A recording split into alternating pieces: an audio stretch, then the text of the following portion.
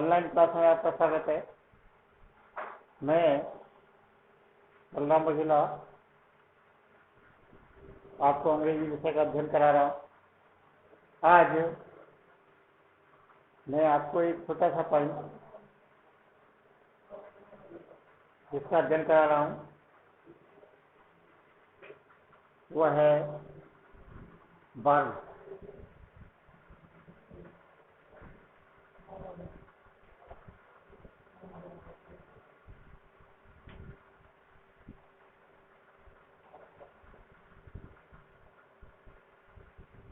Topic का नाम है वर्ब, क्रियाएं।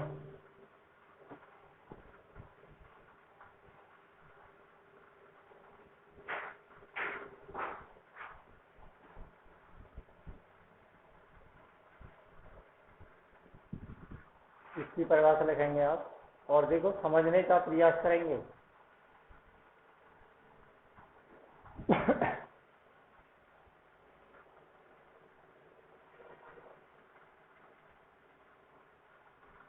एक क्रिया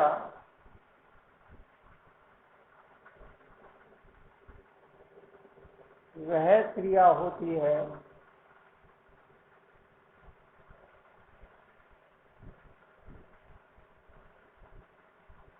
एक क्रिया वह क्रिया होती है जो किसी कार्य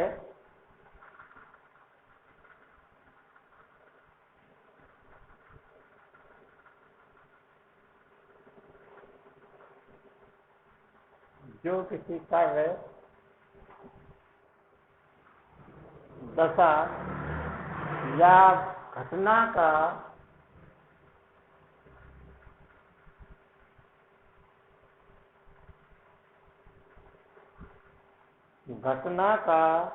वर्णन करने के लिए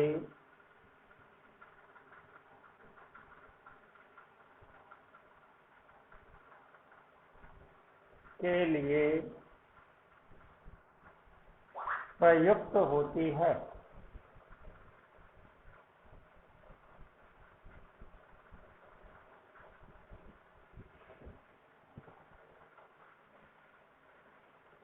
तथा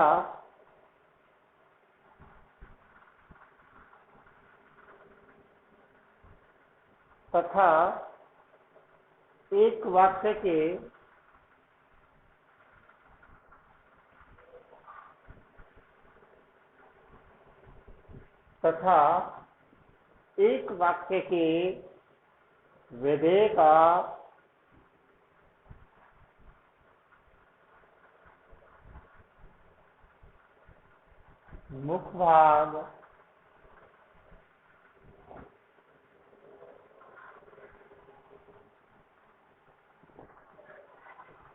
मुख्य भाग बनाती है।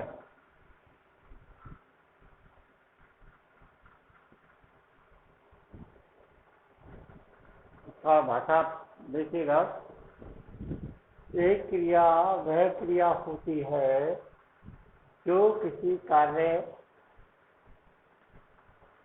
उसकी दशा या घटना का वर्णन करने के लिए प्रयुक्त होती है।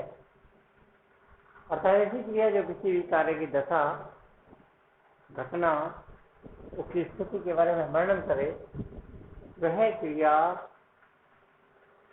कहलाती है। यह क्रिया क्या है? किसी भी वाक्य को दो भागों में प्रयुक्त करती है। एक भाग होता है आपका सब्जेक्ट और दूसरा भाग होता है प्रेडिकेट, विधेय। सब्जेक्ट और प्रेडिकेट एक दो भागों में वह किसी भी वाक्य को क्या करती है? बांटती है। अब समझने का प्रयास करना है आपको। देखिएगा, ये वर्ब की बात चल रही है। यहाँ पर हम देखेंगे आपको वर्ब मुख्यतः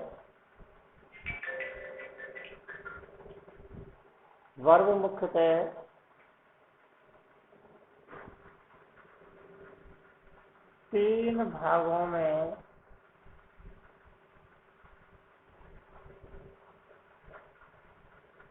उपविभाजित है।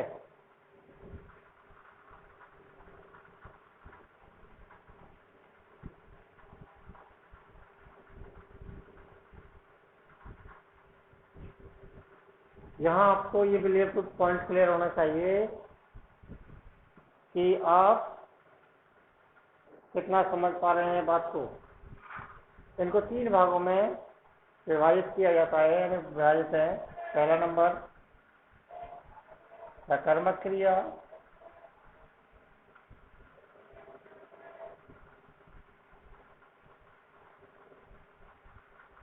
Transitive verb,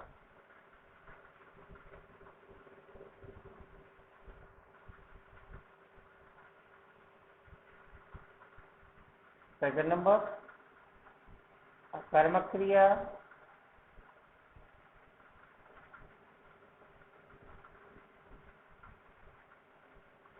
intransitive verb.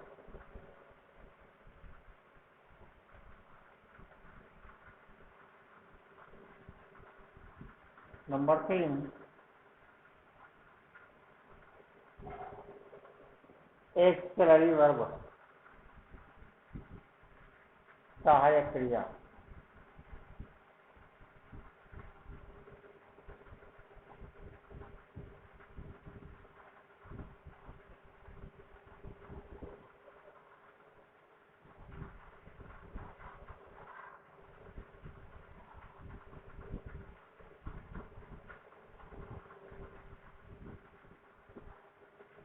Okay, आपको पता लगा। पहला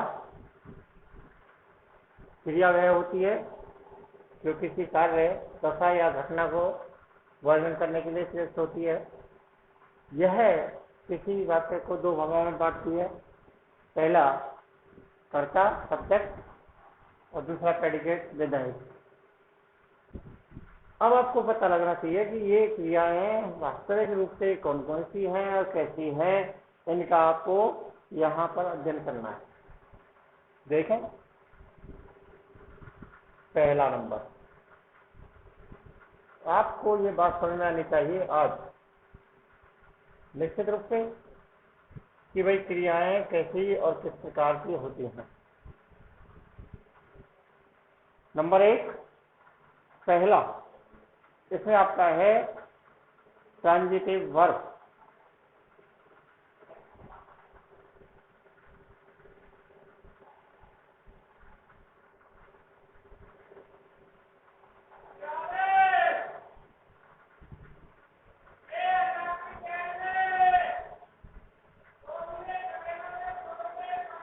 क्रिया,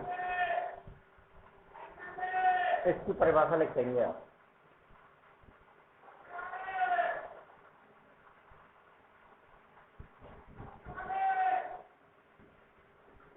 जिस क्रिया का प्रभाव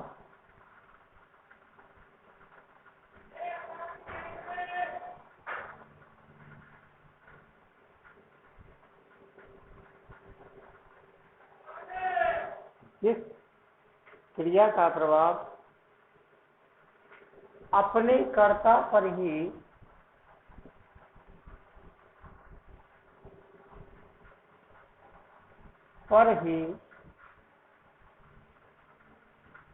अपने कर्ता पर ही समाप्त न होकर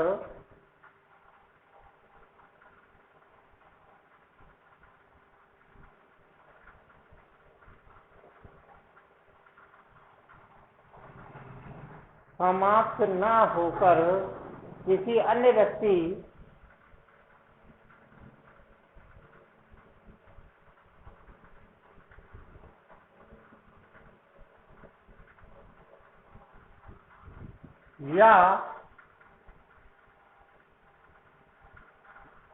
या वस्तु पर पड़ता है।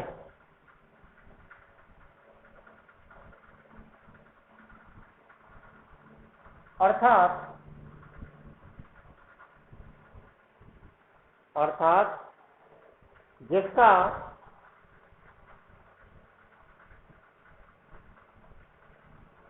कर्म ऑब्जेक्ट, जिसका कर्म ऑब्जेक्ट होता है,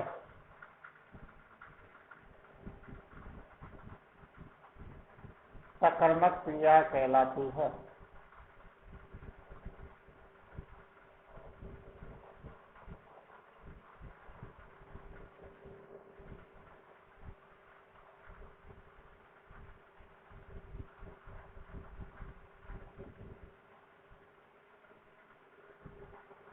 जिस क्रिया का प्रभाव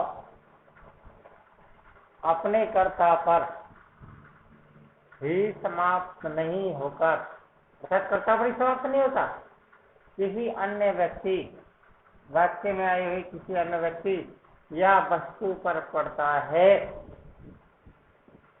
तो ऐसा वाक्य में क्रिया सकर्मक क्रिया कहलाती है। अर्थात ऐसे वाक्य का प्रभाव वाक्य के कर्म पर अवश्य पड़ता है। ऐसी क्रियाएं सकर्मक क्रियाएं कहलाती हैं। जैसे देखें, अभी देखते हैं इसमें सरला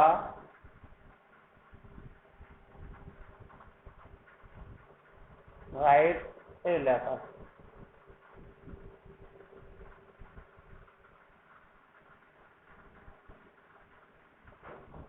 वाक्य दूसरा दीजिएगा, द कैट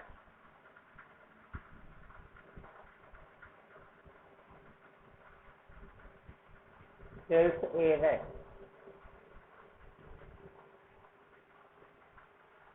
अर्थात वाक्य को आपने देखा, वाक्य में कर्ता क्रिया कर, कर्ता क्रिया कर, तो ऐसा वाक्य जब इसका अर्थ करेंगे तो सरिता एक पत्र लिखती है, बिल्ली चूहे को मारती है। मतलब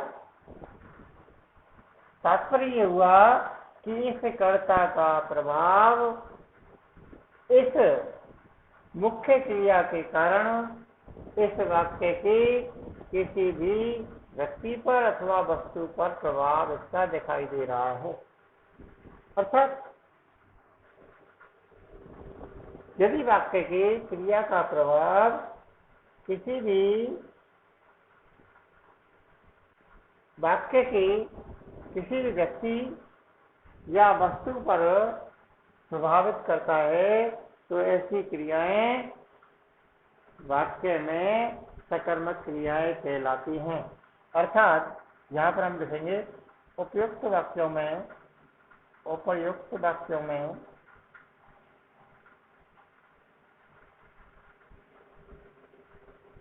राइट और कैट और किल्स, ये सकर्मक क्रिया है।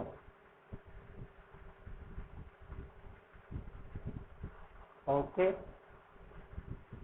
अभी और देखते हैं, एक और देखते हैं इसका प्रयोग करने के लिए, आपको समझने के लिए एक चीज और देख लेते हैं।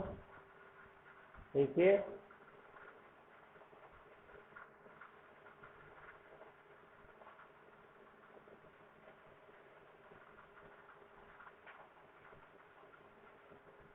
आप कहेंगे सर इसमें हमें पता कैसे लगेगा, तो इसकी पहचान देखिएगा।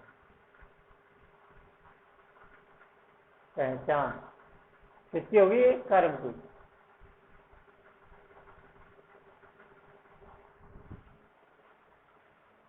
यदि वाक्य में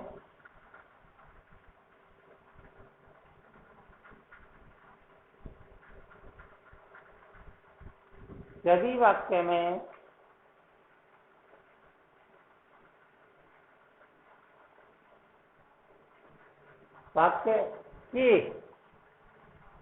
वर्ब में यदि वाक्य के वर्ब में क्या किसी या किसी अथवा किसको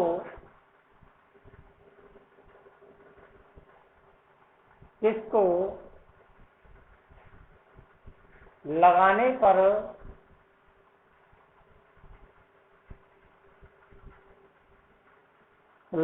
पर उत्तर में कोई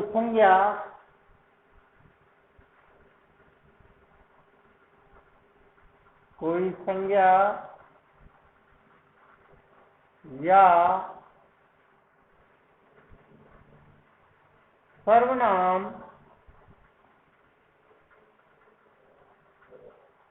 आए तो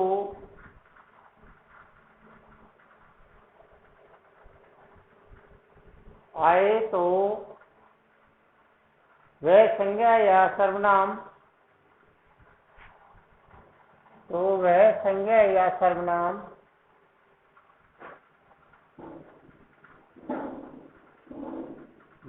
सर्वनाम संज्ञा या सर्वनाम वर्ब का कर्म होता है।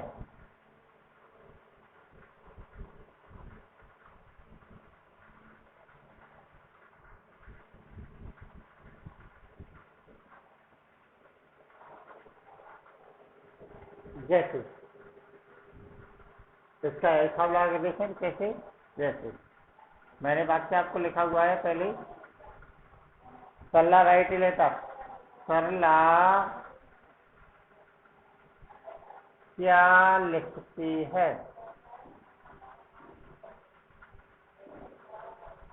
आपको इसमें उत्तर निकल कर आ रहा है, क्या लिखती है, एक पत्र।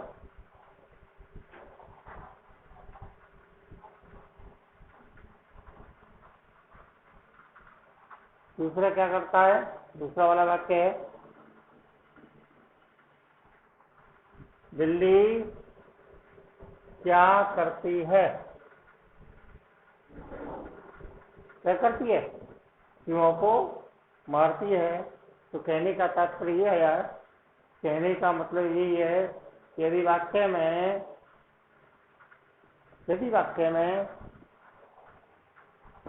कर्म का रूप क्रिया के साथ में दिया हुआ है तो ऐसे वाक्य को ट्रांजिटिव वर्ब अर्थात सकर्मक क्रिया कहते हैं। Point number 2,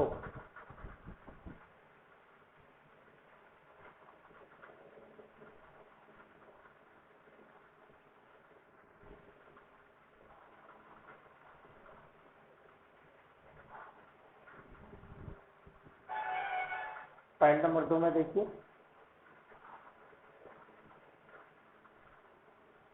intransitive verb.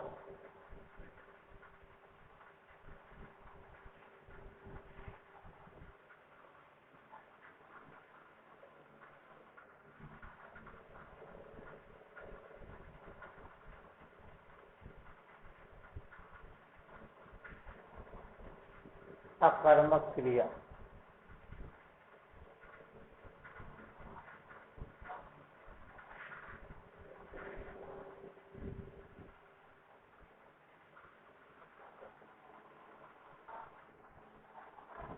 की परिभाषा किस प्रकार हो जाएगी,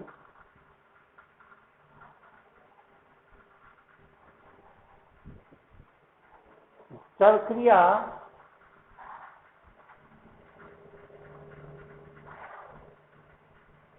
वर्ब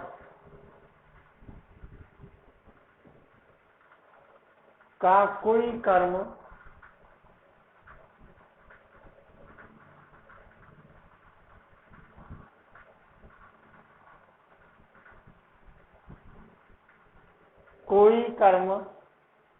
नहीं होता,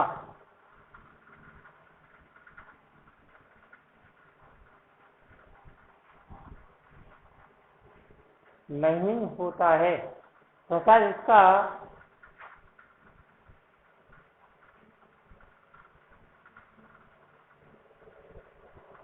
तथा जिसका कार्य केवल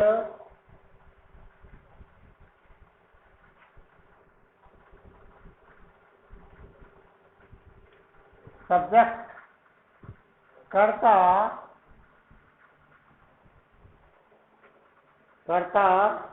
के साथ समाप्त हो जाता है।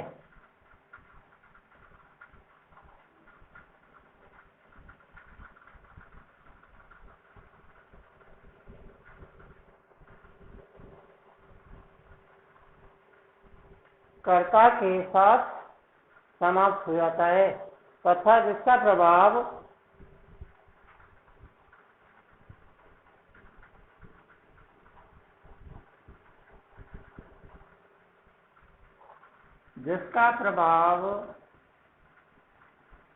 किसी अन्य व्यक्ति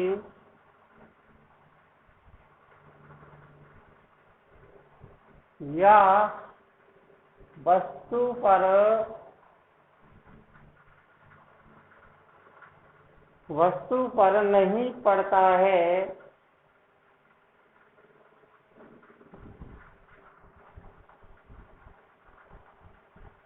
नहीं पड़ता है, उसे अकर्मक क्रिया कहते हैं।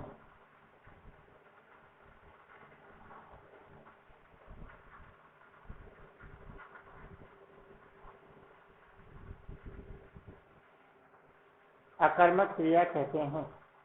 जैसे आप देखेंगे वाक्य,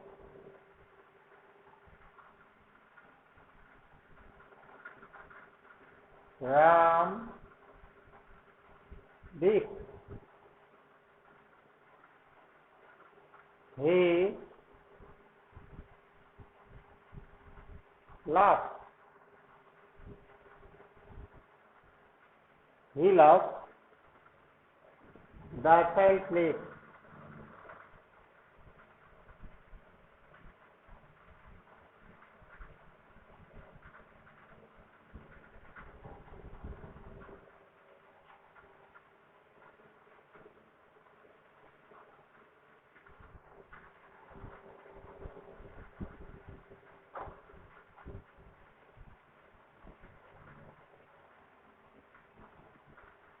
उपर्युक्त वाक्यों में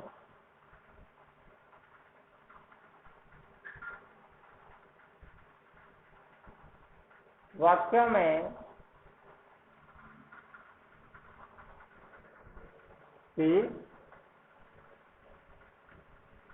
played, laughed,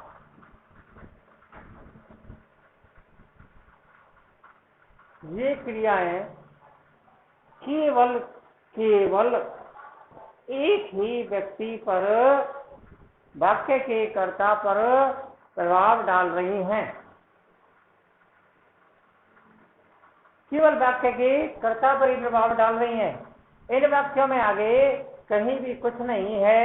अतः ऐसी क्रियाएं जो केवल वाक्य में केवल कर्ता पर ही प्रभाव डालती हैं, ऐसी क्रियाएं वाक्य में अकर्मक क्रियाएं कहलाती हैं। इसका मतलब ये हुआ कि इस वाक्य में किसी भी प्रकार का कोई भी कर्म नहीं होता है। जब वाक्य में कर्म नहीं होता है तो उसका प्रभाव कर्म पर भी नहीं पड़ता है ही नहीं, तो फर्क क्या पड़ेगा। तो ऐसे वाक्य जिन पर कोई भी कर्म नहीं होता, ऐसे वाक्यों में कर्म का प्रभाव कहीं दिखाई नहीं देता। ऐसे वाक्य केवल कर्ता पर ही अपना प्रभाव दिखाते हैं। ऐसी क्रियाएं जो केवल कर्ता पर ही अपना प्रभाव दिखा पाती हैं, वे सारी क्रियाएं अकर्मक क्रियाएं कहलाती हैं। और वीडियो को अवश्य जो आपकी क्लासेस चल रही हैं उन्हें अधिक से अधिक देखें, आवश्यक रूप से इनका अध्ययन करें, तभी हमारा जो सहयोग है वह कुछ सार्थक हो पाएगा। यदि आप नहीं करते हैं तो फिर हमारा जो मेहनत है उस पर आप अपना अधिकार नहीं जता पाते हैं, ध्यान दीजिएगा, कमेंट कीजिएगा।